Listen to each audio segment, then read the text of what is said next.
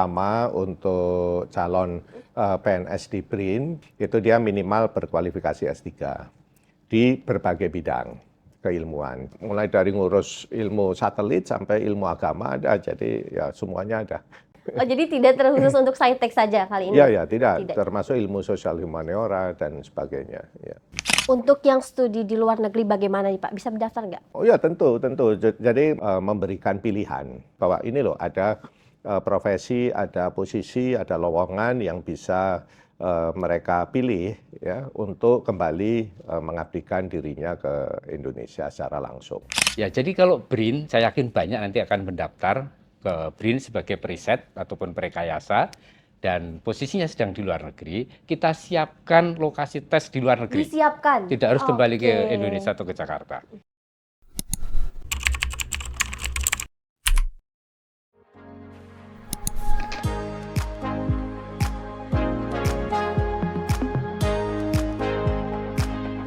BRIN Talk Show, inspirasi riset dan inovasi.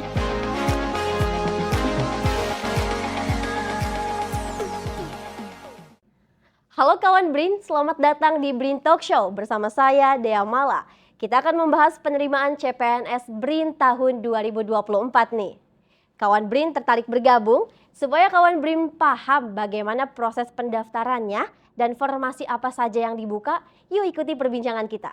Telah hadir langsung bersama kita Bapak Kepala BRIN, Bapak Laksana Trihandoko. Luar biasa, selamat pagi. Apa kabar Bapak? Terima kasih, selamat pagi Mbak Dea dan teman-teman semua. Agar informasinya makin lengkap, hadir juga di tengah kita Deputi Bidang Mutasi Kepegawaian Badan Kepegawaian Negara atau BKN, Bapak Aris Windianto. Selamat pagi Bapak.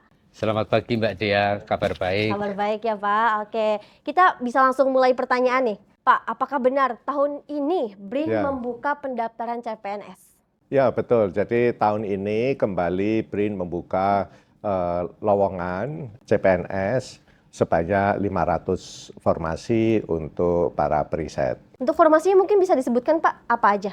Ya, jadi ada formasi untuk putra-putri terbaik yang berpredikat cum laude, ya. Kemudian juga ada formasi untuk diaspora, untuk penyandang disabilitas, putra-putri wilayah Papua, dan juga putra-putri wilayah Kalimantan. Sekarang kita ke Pak Aris nih. Pak, untuk penerimaan CPNS tahun 2024 ini, bagaimana persiapan BKN dalam pengadaan CPNS ya, khususnya sistem dan juga sarana-prasarananya Pak?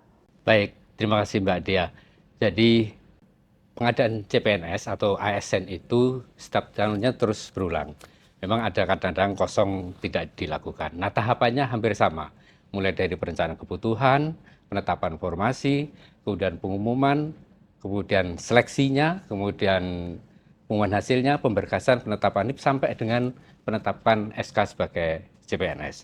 Nah, BKN hampir terlibat di semua tahapan itu, dari awal sampai dengan akhir. Hanya di penetapan SK CPNS-nya itu merupakan kewenangan dari pejabat pembina kepegawaian atau pimpinan instansi masing-masing.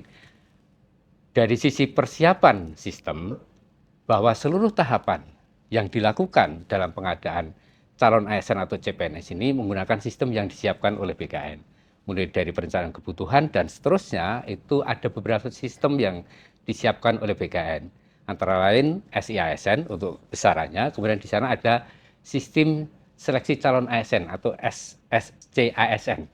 Dan itu yang digunakan untuk pendaftaran dan nanti pemberkasan oleh peserta. Dan sekarang peserta sudah bisa membuka dan melakukan pendaftaran melalui SSC ASN.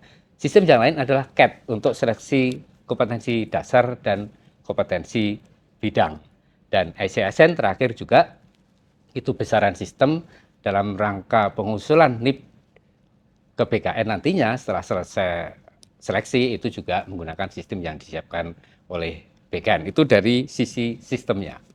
Kalau dari sarana dan prasarananya Pak? Nah, dari sarana prasarana bisa saya bagi menjadi dua, hardware dan software.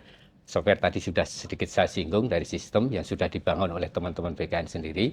Dari sisi prasarananya, yang utama adalah tugas BKN, yang utama adalah melaksanakan seleksi kompetensi dasar dan kompetensi bidang berbasis CAT.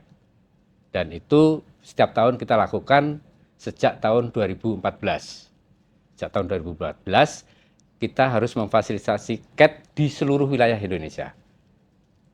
Dan berapa titiknya nanti dihitung tergantung pada jumlah pelamar dan sebarannya. Oke, ditahan dulu Pak, jangan dulu di-spill berapa titiknya nih Pak nanti ya. Kita ke Pak Kepala lagi. Pak, 500 formasi ini terbuka untuk semua kawan BRIN yang ada di Indonesia yang sudah S3 atau bagaimana Pak?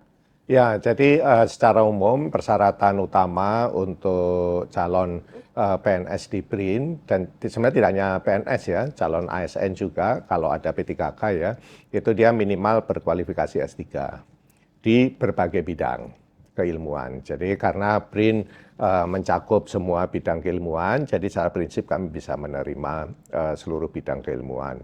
Gitu. Dan tentu harus mengikuti ketentuan umum, persyaratan umum yang sudah ditetapkan oleh Kemenpan RB dan BKN, misalnya maksimal usia 40 tahun dan lain sebagainya yang nanti bisa dicek di sistem informasi dari CASN yang tadi sudah disampaikan oleh Pak Aris. Ya.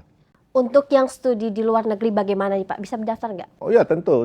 Jadi memang salah satu strategi pemerintah ya sejak BRIN berdiri itu adalah bagaimana kita mampu menarik talenta-talenta Indonesia yang saat ini sedang menjadi diaspora di berbagai negara di belahan bumi ini, dan kita menginginkan teman-teman ini tidak hanya selama ini Indonesia banyak mengirim ya mahasiswa ke luar negeri untuk sampai S3, tetapi selama ini kita belum pernah memberikan pilihan. Gitu ya, negara ini belum pernah memberikan pilihan bahwa ini loh ada profesi, ada posisi, ada lowongan yang bisa mereka pilih ya untuk kembali mengabdikan dirinya ke Indonesia secara langsung. Mungkin bisa dijelaskan kembali Pak, apakah seluruh atau semua bidang keilmuan bisa mendaftar di CPNS ini? Ya, semuanya bisa mendaftar. Ya. Jadi mulai dari, karena BRIN kan ada mulai dari ngurus ilmu satelit sampai ilmu agama ada, jadi ya semuanya ada.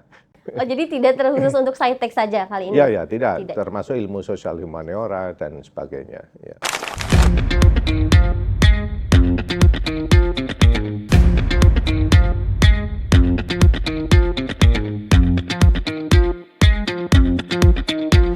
Halo anak-anak muda, milenial, lulusan S3, talenta unggul. Saya Laksana Triandoko, Kepala BRIN, mengajak kalian untuk bergabung di Badan Riset dan Inovasi Nasional bersama mengembangkan riset dan inovasi untuk Indonesia Maju. Kami membuka 500 formasi CPNS untuk berbagai kepakaran dari matematika, sosial budaya, arkeologi, dan lain sebagainya. Pendaftaran sudah dibuka mulai 20 Agustus sampai 6 September, batas terakhir pendaftaran. Ayo segera daftarkan diri kamu, bergabunglah dengan kami di BRIN, jadilah bagian dari talenta unggul menuju Indonesia Emas 2045. Don't forget, sampai 6 September ya.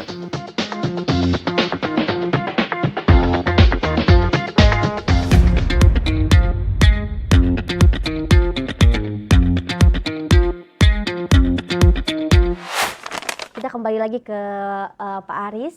Pak, peminat CPNS ini kan ada yang di seluruh Indonesia nih. Bagaimana tesnya? Apakah di setiap titik ada juga disediakan untuk tesnya, Pak?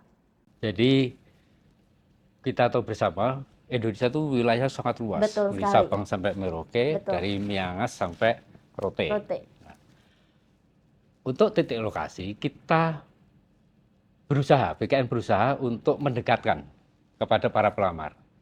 Bahkan kalau yang bersangkutan di posisi di Jayapura misalnya, melamar ke BRIN, bisa jadi tesnya di Jayapura, tidak harus ke Jakarta. Dari Pemda juga bisa seperti itu, sepanjang nanti ada informasi, koordinasi, dan juga perencanaannya demikian. Jadi kita mempermudah para peserta untuk melakukan tes di lokasi terdekat. Memang idealnya adalah lokasi yang disiapkan oleh masing-masing dan tanda petik pada saat instansinya tes. Nah, untuk titik lokasi itu tersebar di seluruh Indonesia. Mungkin ada ratusan kalau saya tidak bisa bilang ribuan. Tapi yang sekarang ini yang sudah siap adalah titik lokasi di BKN, kantor pusat BKN dan 14 kantor regional. Kemudian ada sekitar 24 UPT kalau tidak salah, ada 21 kantor UPT BKN. Kemudian nanti titik lokasi untuk seleksi kompetensi dasar itu ada 4 kelompok. Pertama, yang BKN yang memang sudah siap, yang sudah ada, tadi sudah saya sebutkan, BKN Pusat 14 kantor regional, kemudian 21 kantor UPT BKN. Kemudian Mandiri BKN. Mandiri BKN artinya kita akan menambah titik lokasi dengan menyewa komputer dan sarana prasarana pendukung lainnya, dan itu disiapkan oleh BKN. Nah, ini mungkin ratusan jumlahnya. Kemudian Mandiri instansi, ada beberapa instansi yang berinisiatif untuk menyiapkan sarana prasarana, bahkan mungkin sudah punya, gitu. Kemudian ada titik lokasi, ini yang biasanya jadi pertanyaan, karena saya yakin calon pelamar di BRIN ini banyak yang sekarang posisinya atau bertempat tinggal atau di luar negeri. Iya, betul. Nah, terkait yang di luar negeri bagaimana Pak? Bisa ikut tesnya juga atau emang ada gitu di luar negeri? Seperti apa Pak? Ya, jadi kalau BRIN, saya yakin banyak nanti akan mendaftar ke BRIN sebagai periset ataupun perekayasa, dan posisinya sedang di luar negeri, kita siapkan lokasi tes di luar negeri. Disiapkan? Tidak harus kembali ke Indonesia atau ke Jakarta. Untuk negaranya yang sudah pasti di mana saja Pak kalau di luar negeri? Atau banyak tergantung memang? Kepada sebaran pelamarnya. Oh, kalau pengalaman yang lalu ada di Tokyo ada, kemudian saya lupa, tapi yang saya ingat adalah di Tokyo. Di Tokyo. Salah satunya.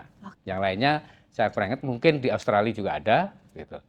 Jadi kita siapkan. Oke, berarti melihat dulu sebarannya lebih banyak di negara mana ya? Termasuk ada banyak ya. Karena banyak. Nanti semakin banyak ya kita siapkan banyak. Iya. Dan ini kerjasama dengan Kementerian Luar Negeri. Oh, bekerja sama dengan Iya. Kemenlu berarti ya? Betul. Oke, nah kita kembali lagi ke Pak Handoko. Bapak, seperti apa sih harapannya agar diaspora banyak yang ikut mendaftar nih Pak? Ya, jadi kami berharap setiap tahun kan memang kami membuka formasi sebanyak 500 nih untuk CPNS, CASN yang berkualifikasi minimal S3. Ini termasuk untuk para diaspora, ya. Dan lebih khusus lagi memang kami sangat mengharapkan dan mengundang para diaspora untuk ikut mendaftar di BRIN, karena ya kalau mendaftar di BRIN itu dia yang jelas punya mainan. Ya, karena BRIN kan sudah menyiapkan infrastrukturnya yang relatif jauh lebih lengkap ya dibandingkan dengan yang lain gitu.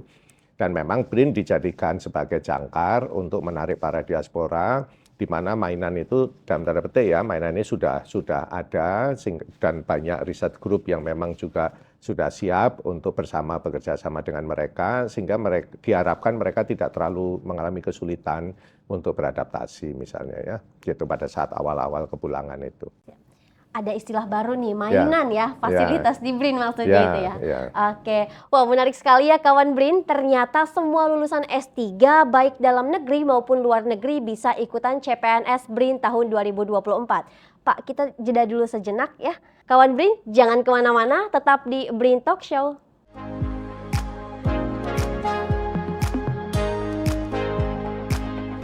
BRIN Talk Show, inspirasi riset dan inovasi.